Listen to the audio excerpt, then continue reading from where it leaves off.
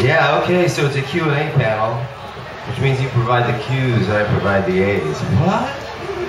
Questions and answers. Does anybody here not know who I am? Excellent. You have no idea. There have been some conventions where I've gone to ask that question and people would. Really? Okay, let's go through the bio. You know what? It's in the program. Better yet, Google me. IMDb? You familiar with that? No. Have you ever heard of a hamburger? Latest craze. How about the ocean? Get to the ocean much? The sea? There's one behind us. Yeah, today I figured that out. Yesterday at the 18 plus panel, I couldn't figure out what direction it was. Apparently it's one direction.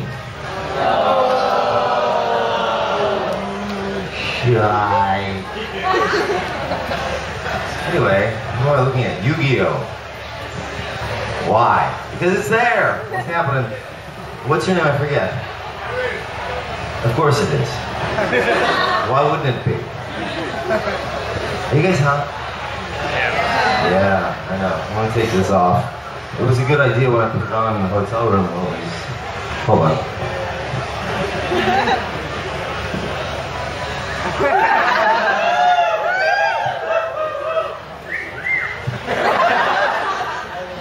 Thank you. First time it's ever been shown in public.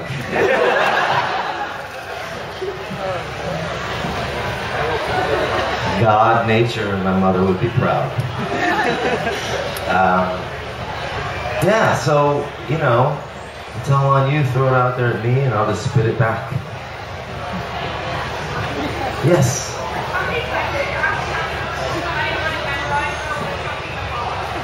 How many times have I had to record the line, got it memorized, while I was working on Kingdom Hearts? Okay, good. 367 in the first 5 minutes. Yeah, I don't remember how many, but a lot. And usually when I go to conventions, people ask me to say it all the time, over and over and over, and I'll do it. Like a wind-up monkey. But yesterday, only one young lady asked me. She said, "Did you say you got it memorized?" "Sure. Got it memorized." She said, "How many times have you had to say that today?" "Once. Just you." "Seriously?" I mean, yeah. Usually I go to conventions all day, every day, but just for whatever reason, I've had a number of you ask me to write it out. Nobody wanted to hear it. Do you want to hear it? You just do. No. So yeah, I mean, I don't know why that's his hook, but it is Axel's hook. You're a beautiful crowd. Got it memorized. Let's go get some sea salt ice cream. The ocean's just here. So ocean salt ice cream. No, the sea is... Take two. Let's get some sea salt ice cream. The sea is just here. You can see it. Yeah, so that's Axel. Okay, any other questions? Sorry? Orihime is over there. Orihime, what do you have to say for yourself? Huh? Can't be bothered? Her lips are sealed. Oh, good girl. That's funny because last night at the party, I won't say it. I saw this windy staircase she was going up. I said, "What's up there?" They said, "Ooh. Don't go. That's Orihime's lair." I said, "You know, Cone would go there." You know who Cone is? Yeah? It's a filthy little lion. He looks like a plushie, you know, a stuffed animal. It took me and a number of other people a few seasons before we recognized that he was actually a lion and not a bear. They all thought he was a teddy bear, but no. And, hey Reed. How are ya? Good, you made it. No chance? I just prefer standing. Yeah, me too. I have the same dress. I don't know, thank you. You've seen it. On me? You saw the pictures? How they leaked. TMZ. So yeah, Cone. I didn't know when I took on the role that it would be typecasting. Angry, perverted. Not getting his needs met. Good guy. Thinks he can take on the bad guys. And gets the stuffing kicked out of him. But lots of fun, you know. Like, what would he say to Rukia? Rukia! Oh, Rukia! I just wanna climb all over you and get inside you. I wanna, you hit me, damn it! I didn't deserve that. I'm from Sunderland, you know. Yes, sir.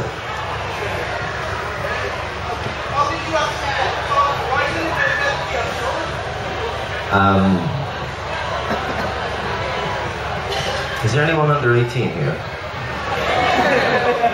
Okay, keep it clean. There's an obvious answer for that.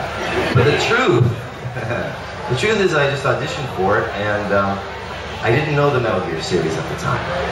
I know it was Metal Gear 2, so that obviously was a 1, and there were games beforehand, but it was all new to me. I hadn't heard it, I hadn't played it.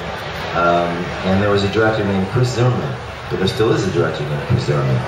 And she directed me in The Adventures of Johnny Quest in the 90s. I don't know if anybody knows that. Yeah? Come on, Dad, we gotta go find Bandit. He's always lost. And so I came in and she said, you know, think Johnny, earnest hero, but you know, not as young. And so I kind of went with it. She redirected me, went back and forth. And my first thing was, so tell me about this Raiden. She goes, oh no, it's Raiden. I don't know. As far as grammar goes, looks like Raiden to me. It's Japanese. But how come everything else isn't in Japanese? So we did it, and I didn't think anything of it. You know, it's like, we do so many auditions, about 5 days a week. And then I got a call and said, hey, you're this guy, and I came in, and they gave me stacks and stacks and stacks and stacks of paper. They're like massive phone books, twice the size. And we just, you know, round and round and round we went. It came out, and then there were a lot of people who were really thrilled, and there were a lot of other people who were not so thrilled. And they came and they said, oh, what do you think? So what do I think about what? What do you think about the people that don't like your character? I don't know. All I've heard is there's a lot of people for him and a lot of people against him. And then somebody posted it on my IMDb page. Like, that's the quote. That's the only quote of Quinton Flynn. I don't know, there's a lot of people against him, a lot of people for him. I'm a wingnut. Pretty much don't know shit. So I think that answers your question. And then some. Alright, who's next?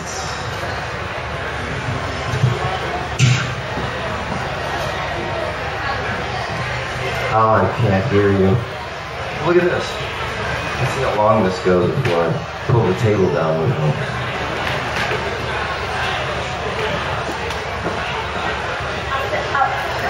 Every role you've had over the years, which one's been your favorite? Which one is your favorite? Mine too. You're welcome. Anyone else? Come on up. We're gonna make this like a game show. Come on down. Sharp dressed man, black buffalo. My question is to do with Kingdom Hearts related. Like, as Axel... I agree completely. You are so intuitive. I don't know, it's almost like you wrote the script. Again, big fan, but like, did it get confusing like along the way because then you start getting referred to as Lee and Axel? Because I was wondering how the scripting went for that. Mixed up. Well, yeah, only in the sense that I was Axel until they Lee, brought Lee in, and then I came in, and they said he's a bit, make him a bit younger sounding, just a bit. And I said, all right. And then Axel was back. And it was Lee, and it was Axel, and it was Lee, and it was Axel. Yeah, so it's as confusing as it was for you. It was as confusing for me. Yeah. It was fun. I was just glad to be back. Again, love you as a voice actor, as Axel. But definitely love you fighting port where, actually could you say that? Like the fighting port you say to Roxas, when it's at the start of Kingdom Hearts 2 when you go like the whole fight scene when Roxas gets dual wield. What do I say? Calm down. I'm so flattered. I'm so flattered! Thank you. It's interactive, I love it. All of a sudden I don't feel so all alone. I don't feel like a monkey in a cage. As much. Yes. What advice would you give to aspiring actors, actresses, voice actors?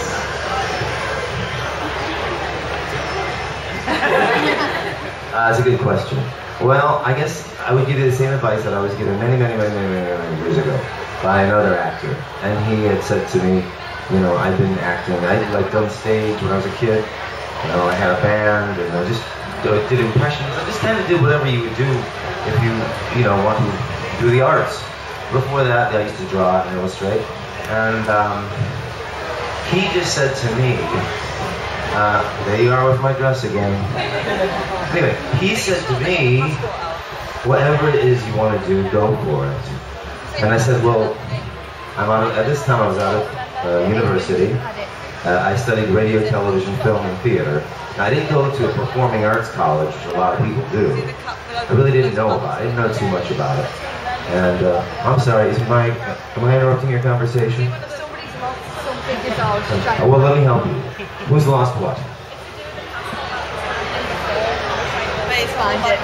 Yeah, okay. Anyway, sorry, it's not that interesting.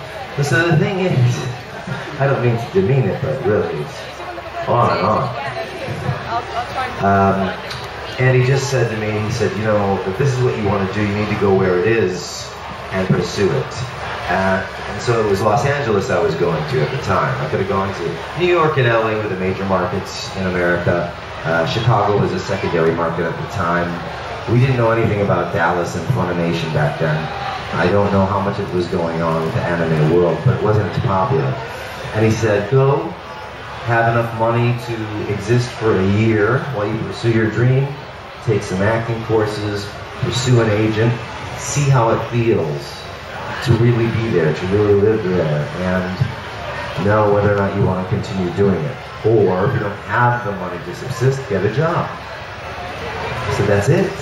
You don't have any other magic or pearls of wisdom for me, you piece of man? He said, no, that's it. He said, your manager? Never mind what she's saying. I was in an area, I grew up in Cleveland, Ohio, and my manager was quite nice, but she really didn't have a sense of what was going on in the business. It's kind of like, well, how do you get to Sunderland? You gotta go there. But what do I have to do to get there? Well, for you have to get on a couple of planes. But how do we get on the plane? Well, you gotta save the money. Well, where do I stay when I get there? You're gonna have to look that up. Do you know anybody in Sunderland? I know a couple of people. Why don't you call them? Do they do what you like to do? Yeah. Ask them. And so that's what I did. I got out to Los Angeles. I drove with my cousin across country. At the time, he wanted to become a rock star. Instead, he ended up becoming a automotive, I don't know what you would call him. I don't know. Magnate. Millionaire. Good for him. And we just went out there and did it, and that was it. And I got a job. I worked at a video store. And we lived in a small apartment in Hollywood. And I took classes at a theater. And then I took improv classes. And then I got a band. And then I had already taken some voiceover classes in Cleveland. So I took some more in Los Angeles. So specifically, if you're talking about just voice acting or acting. Oh, on camera acting or stage? Stage. Well, they always say ABA, always be acting. So get as much training as possible. Look for opportunities. You know, ask around and just, you know, whatever's next.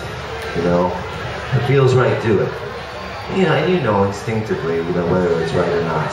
How many of you were at the 18 plus panel yesterday? Show of hands. Okay, I don't, right, the rest of you weren't. I told the story. There was a casting director who had me in a booth and said he wanted to give me further direction. And he came around in the booth and he said, "Now, Quinton, you're not quite getting the superhero correctly. You know, his voice gets higher and gets lower." And that's pretty much, it's easy to tell anyone, all right? "Hey, man, what's going on?" "Oh, it's not so good." "No, you're not getting it." He came in and he put a broom between my legs. Now, not up, like J. Michael Tatum, God bless him, he said he put it up my, but he didn't. He just put it between my legs, kind of like, you know, imagine this. And so I'm there on the microphone, and he said, "Anytime I raise it up, get higher." Like, so anyway,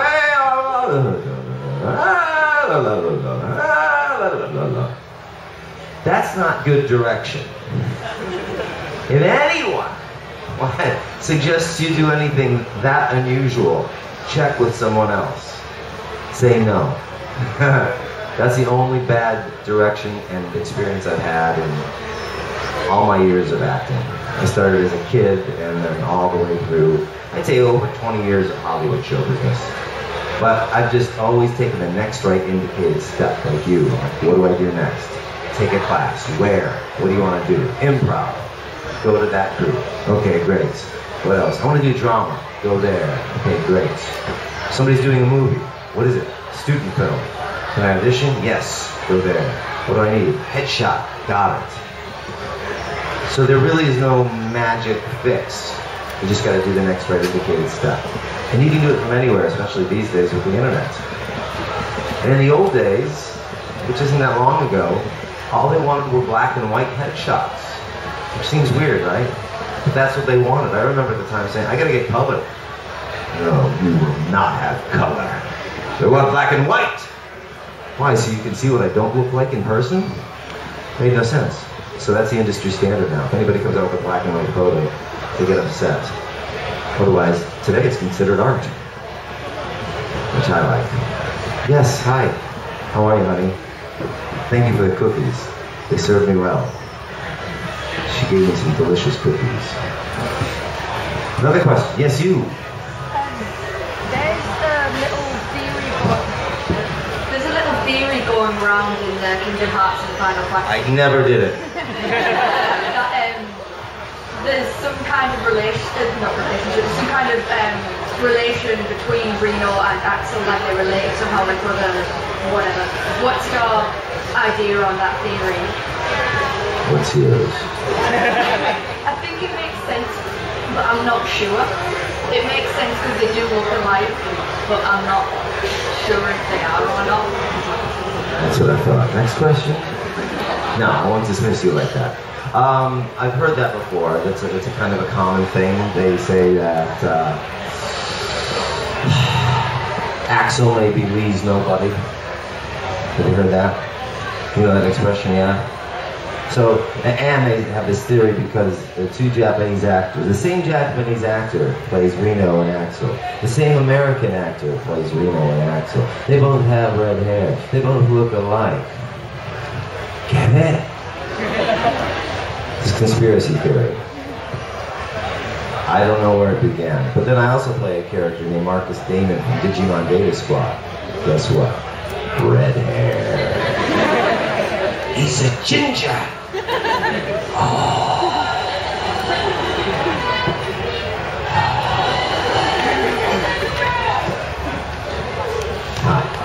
I don't know.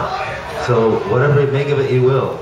I think the more you read into it, the crazier things you think of, more opportunities it is for me to discuss it and be a man of mystery. So I don't know. So I really didn't answer your question. I'm sorry. No, because it's as mysterious to me as it is to you. It's almost like, you know, having a twin. Are they twins? Are they related? Are they the same person, two different stories? I don't think so. Just attitudinally, you know, they're not really the same. Like, different vibe. Definitely a different wardrobe. CFOs, or see a fella and last. Have a good one. Pay no attention. Keep walking. I don't like your hat. It's a joke. Hey, see you, buddy. Yeah, he's horny. She's not. She's not flattered! Alright. Hakuna Matata. Just had to get that out. Another guys. Yes, Liam. Hold on. We want everybody to hear. Motherfucker. Don't embarrass me. Ah.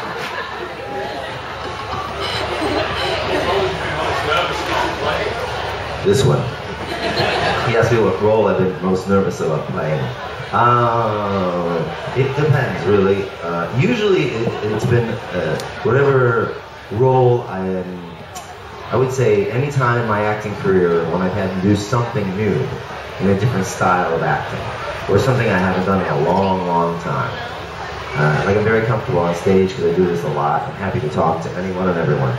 But I had to do an on-camera bit, a supporting role in a movie just recently, and I had been doing very little on-camera work. And usually when I do, it's comedy-based. Sometimes it's my own writing, and there's plenty of time to play. And in this case, it was the most difficult point at all, which is I had to come in just for a few lines in a scene with a director who didn't say much at all. So I got into wardrobe and I showed up. No time to rehearse. And had to go, get my mark, here you go, do the thing. And I just, for some reason, the simplest of lines baffled me. All of a sudden, I was frozen. You know, I didn't know what to do. And that was just, months ago. And I remember reading it going, well, this is nothing. It's a few lines. But in the moment, I was so tense. It's not very professional to do this, and I am going to swear. So if you're offended easily, just know this is out of context from a real life story. So let's pretend this is a documentary, okay? But nobody's gonna bleep me. Maybe I will bleep myself. But I remember going to deliver the line, just something as easy as, hey Kevin, someone stole the car from my lot last night. But it came out like this. Hey Kevin, somebody stole the lot from my car. Not really professional, but a real, emotion in the situation because I was so worked up that I wanted to do it so well. I was so nervous and so angry at myself. Does anybody relate to that? Yeah, there you go. So, who's next? You.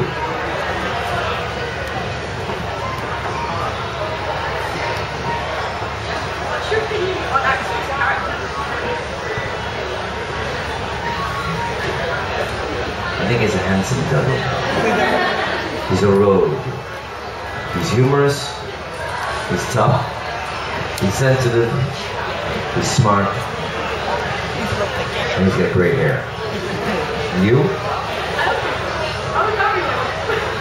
Fair enough. Well, let's start a petition, shall we? What's your name? Thank you. There you go. All right, if anybody else has any questions, start coming up. Start getting in line. Queue up. Come on. Yeah, come on up. Yeah, come on, you. You first, and then him. Yeah. Let's make it easy. Let's get this thing going, yeah. I have a question for you. To start writing, there's a scene in Revengeance where he has this disguise. Like, was that like the best disguise ever? Like the disguise? You know, with the sombrero and the serape or whatever you call it. Is that like totally normal? Opening the sewers and jumping in? That's normal for me. So that defeats the purpose of the disguise? But the disguise was piss poor. Yeah, and that was kind of the joke. Yeah, it was like, look at me, I blend right in. No, you don't. Yes, I do. I'm an idiot cyborg. Ha ha ha, wink. So that was they did that for a joke, just for people like you to mock what you're doing right now. That was the best part of the game. There you go. It was funny, right? And also his wolf, Wolfie. Yeah, brilliant name. We got to stretch on this one. What's the wolf's name? Wolfie. Perfect. What's your? Oh, Motley Crue. Girls, girls, girls. Give it up for Motley Crue. Thank you. All right. You're good. Next question. How often do you get to say things in Ryan's voice? Mentions and stuff. As many times as people ask me. So what's your favorite line? I am lightning, the rain transformed. Brilliant. What's your favorite line? That's what I thought. Next question. Target sighted. One open. Perfect. Give it up to him. Target sighted. The one open. Damn it. Yes. Hello there, how are you? Fine, how are you? I'm well. How are you? When you're in the recording room, and there's no more to say, especially like year 4 when it's kind of a lot of intensity into writing, how do you get something wrong in order to get more skill at the scene? Obviously in rehearsal, so when you're in the recording booth, like that, how do you think of the scene and prepare yourself more in order to get more skill at the scene? Actually, we get the script, but we haven't had time to read it. We haven't had time to prepare it. So it kind of comes up in front of me, like you just came up in front of me, and you just kind of went, okay, let's see.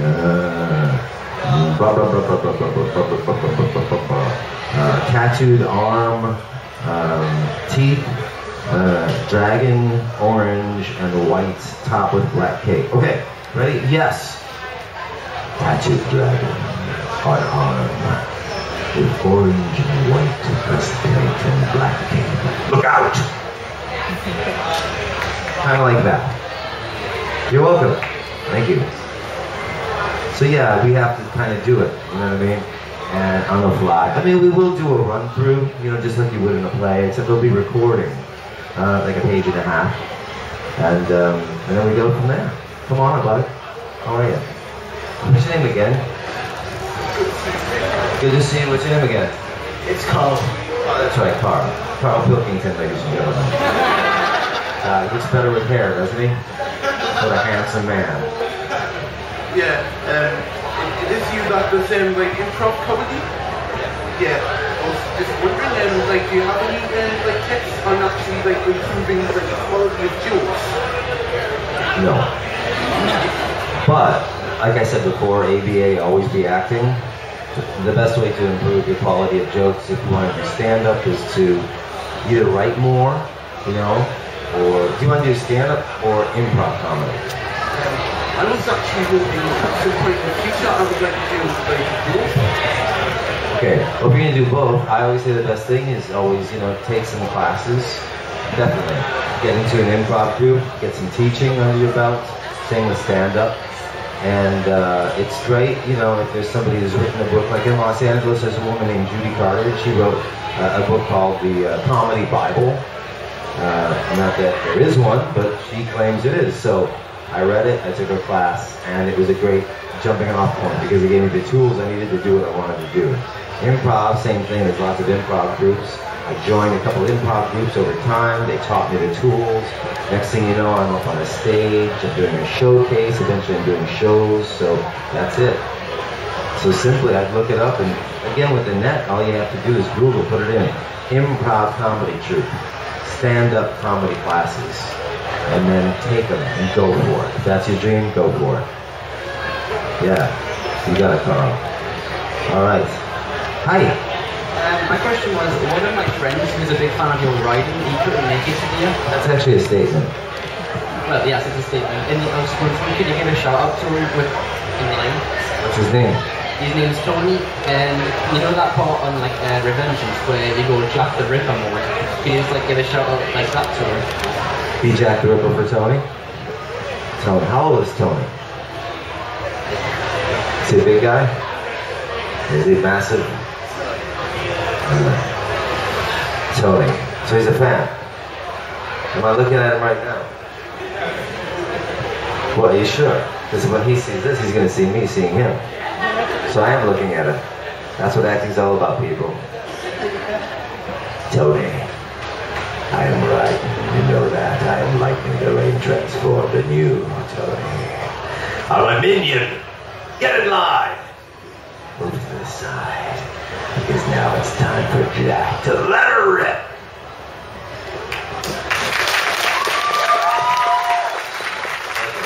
You're still recording, aren't you?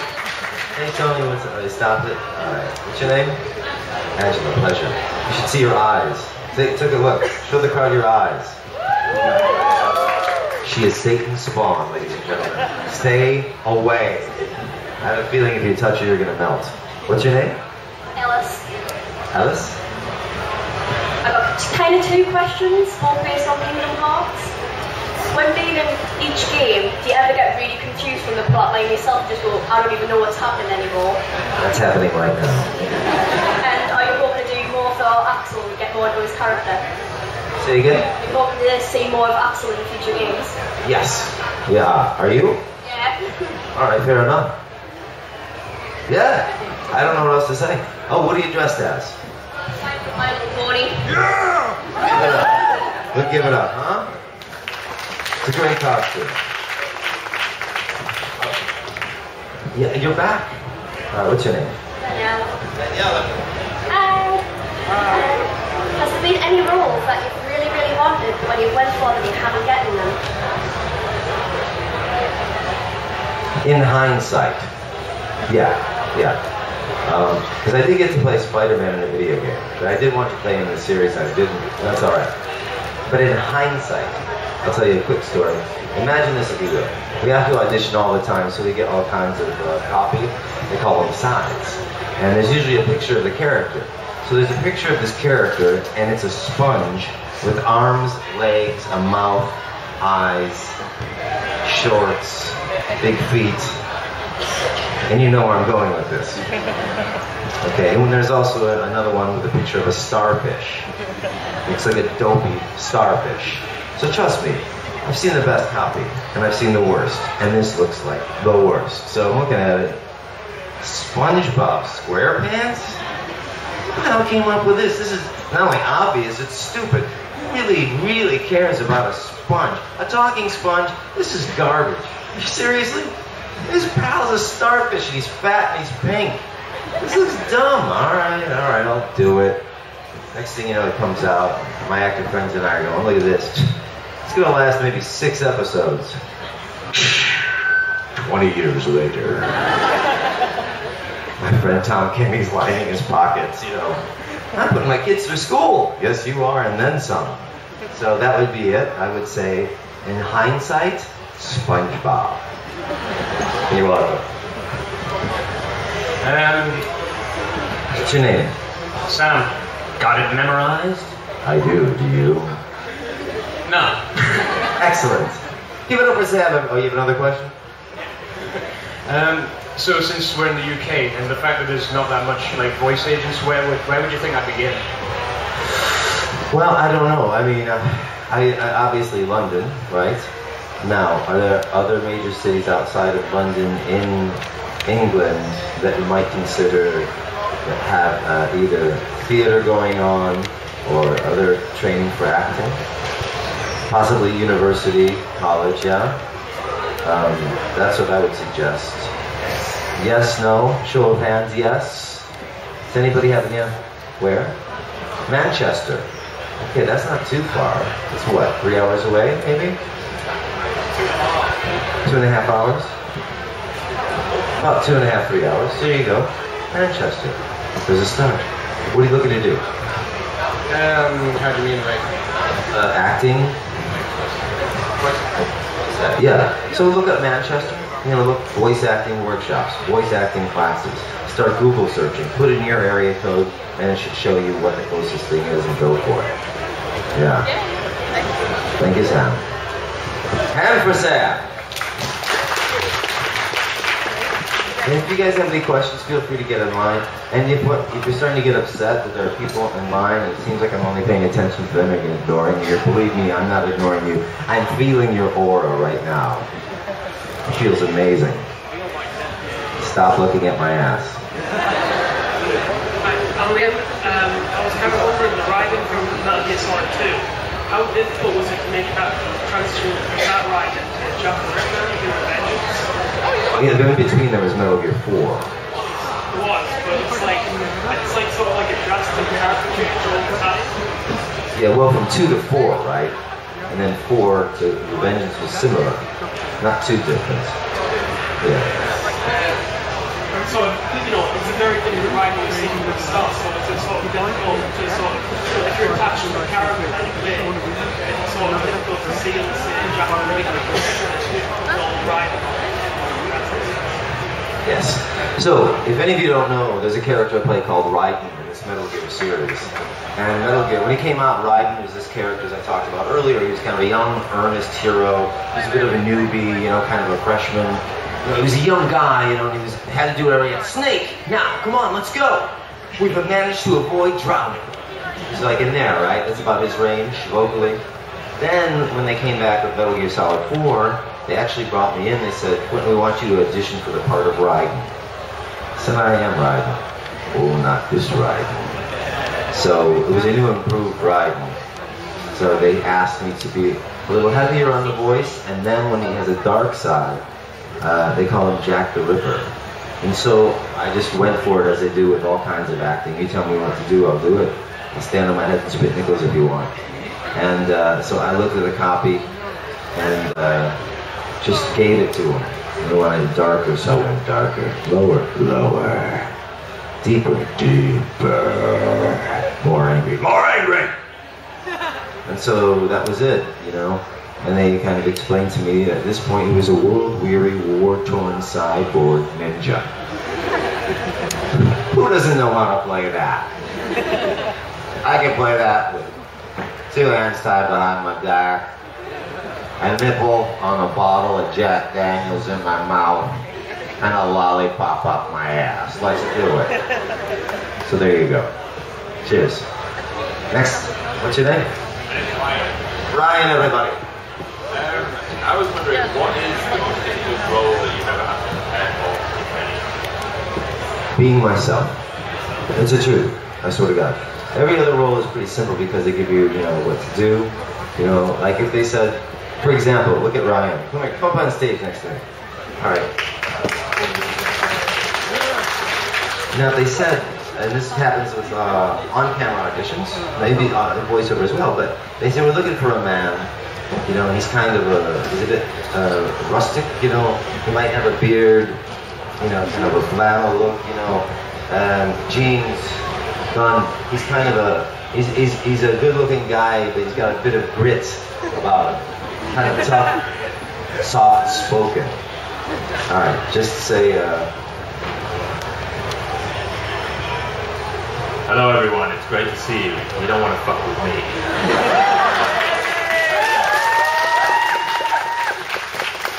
Just so you know, I gave him that line, so don't be offended by him. Be offended by the writer. But. Now that was a natural delivery, and I think it goes well with the character, don't you? He just looks the part, and he sounded the part because he was being who he is, and he just went with it in the moment. He didn't have to think about it. And just that natural delivery, when I heard it, I bought it. You know, much like Wolverine, you know, when he delivers a line, much like Ryan just did, he doesn't say it, he doesn't yell it. He owns it. He says it just the same as you would say your name. And that's what he just did. And that's what acting's about. And because I grew up doing impressions as a kid, always doing other people, when it came down to having to be me, that was the most difficult part I had to come up with. So you're already ahead of the game. Thanks, buddy. Yeah. What's up, pal? You're gonna make Hello there. I have a friend who is obviously not here, who is a massive fan of Metal Gear, and... Are you sure it's not an imaginary friend that is here? I don't know, after last night, I don't know what's real and what's not real. Everything around here could actually be a figment of my imagination, for all I know, for all I care, but... Oh, none of us are here, you're alone, and you're naked. Go. Oh, Tom. Not again. I'm afraid so. Your picture's on the wall at the post office and the police are after you. Not the first time.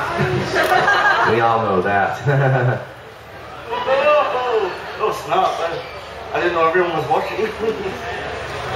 Yeah, I've got a friend who's not here and is a massive Metal Gear fan. I was thinking, what could I do, what could I ask you that would probably, really, you know, the figment of envy. I was ask him to sing in Martin's voice the first few lines of Holy Diver. I don't know. I know it to hear it, but I don't know it. Oh, you've been out too long in the midnight sea. Doesn't help me. I don't know it. Holy Diver, you've been out too long in the midnight sea, like riding. I'm not going to get the melody though. Holy, doesn't matter. Okay, we're going to pretend he's tone deaf. Oh, you sounded fine. Holy Diver, you've been out too long in the midnight sea. Now, as Jack the Ripper? Yeah, okay, alright. I'll pretend he's... Okay, yeah, let's just say he's having a moment. Maybe it's an internalized moment. Maybe he's calling himself the Holy Diver, who's been out too long in the midnight sea. The sea. Alright, be do have. Don't think about it, just do. I'll give you 3 in a row. This is how we do in acting a lot. They're like, Quinton, give me ABC. Give me ABC. 1, 2, 3. Alright. Holy Diver, you've been out too long in the midnight sea. Holy Diver, you've been out too long in the midnight sea. Sing it.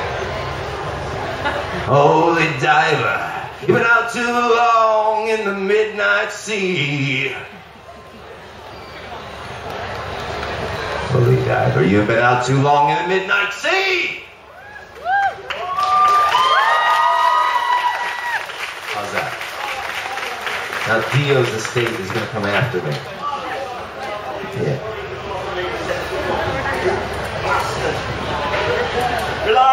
What you were saying about the song there, maybe he is the Holy Diver. I think that's actually what the song's actually about. It's I know you probably don't know it too well to read the lyrics, but it's mainly about the whole perceptions of good and evil and how we see good and evil. I mean, on the cover of the album is a devil drowning a priest, but what you said, how do you know it's not a priest drowning the devil? It's the whole good and evil concept.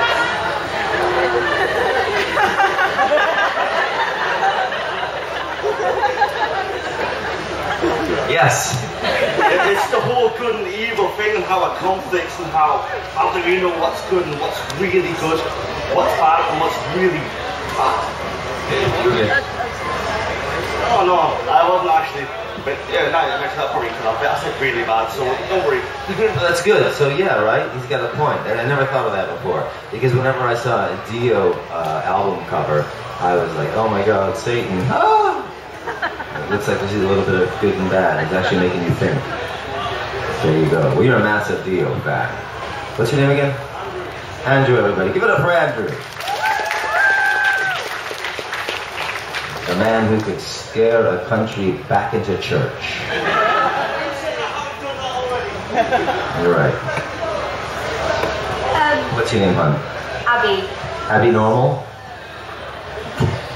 It's an old joke from the Young Frankenstein movie, never mind. Considering you've done both anime and games, I was wondering if there's any similarities and what the differences are between voicing anime and voicing games. Good question. Anime is Japanese animation that we get in America, and we dub it into English. So they'll put it up on a TV screen, and I'll have the lines in front of me, and I'll have to be acting it out and trying to nail the emotion and the intention while making the words match the lip flaps.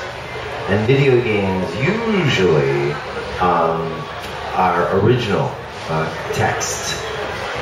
But sometimes if they come over from Japan, like Kingdom Hearts or Metal Gear, sometimes with the Kingdom Hearts I'll have to match lip movement, but they have a camera on me these days, and then they will kind of match my lips and do a CGI mix so that it works naturally for the English-speaking audiences. And as far as Raiden goes in Metal Gear, that's all original. I don't have to dub, they call it dubbing, I don't have to dub anybody at all. And then in anime, you work alone in a booth with the camera, the TV monitor and your copy. And with animation or video games, sometimes you work alone, sometimes you get to work with another actor or actress, usually two of you. In a video game, animation, a group. If it's original, there's more people. Yeah? Thank you, Abbey Road. Okay. What's your name, hon? I know you're from Italy. Julia. Ladies and gentlemen, this is Julia. She came all the way from Italy, Italia. How do you say thank you in Italian? Grazie. That's right, grazie. I wanted to ask if you have any voice in changing the lines for any character you want to dub. Drive what? I'm sorry. If you have any voice in changing a line you don't like. Oh, like if there's a line I don't like? A translation that you don't like, or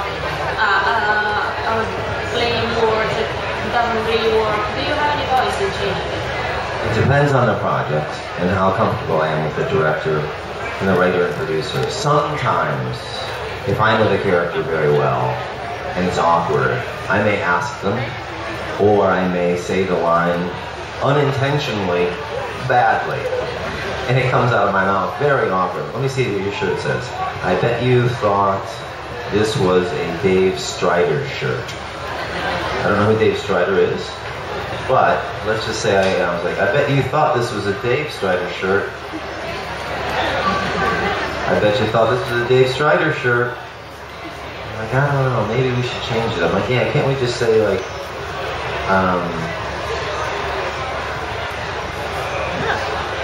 I bet you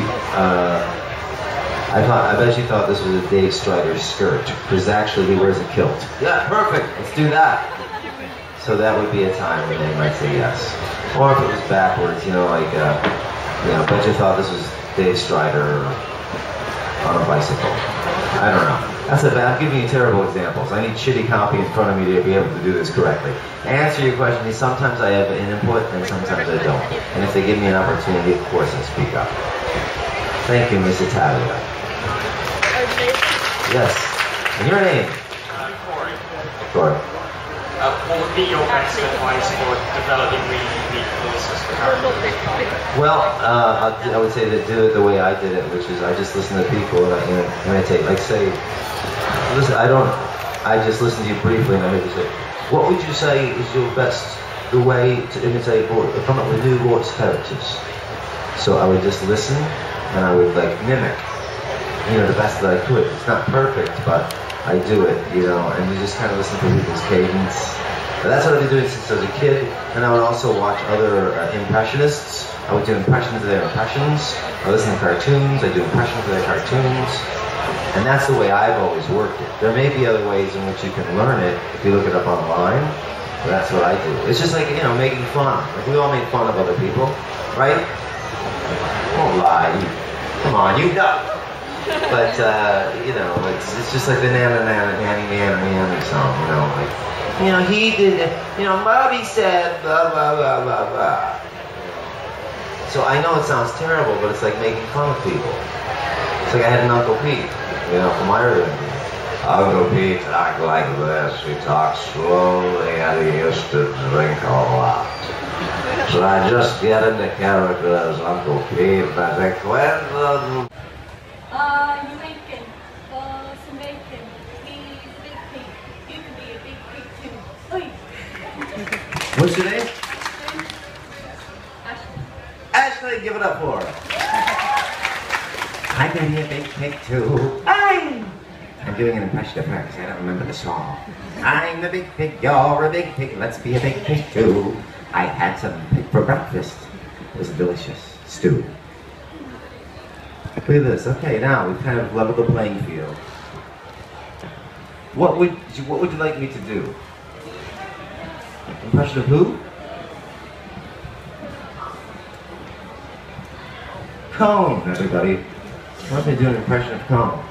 I did that earlier, but I'll do it again. Rukia, where are you? Ichigo! Ichigo! Leave me alone! I can do anything. I can do anything better than you! Except climb that ladder. It's tough being small. Except Rukia, they can hold me in her arms, can't you?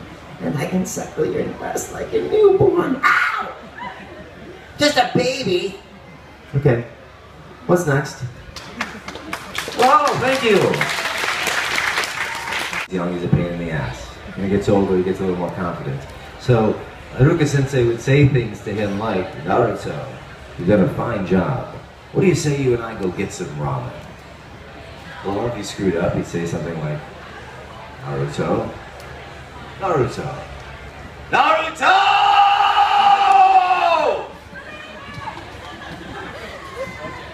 Coming to a theater near you. Thank you so much. My name is Quinton Flynn. This has been a pleasure. I could do this all day. I'll be hanging out and I'll be signing. So come say hello. And God bless you all. I love you. Bye.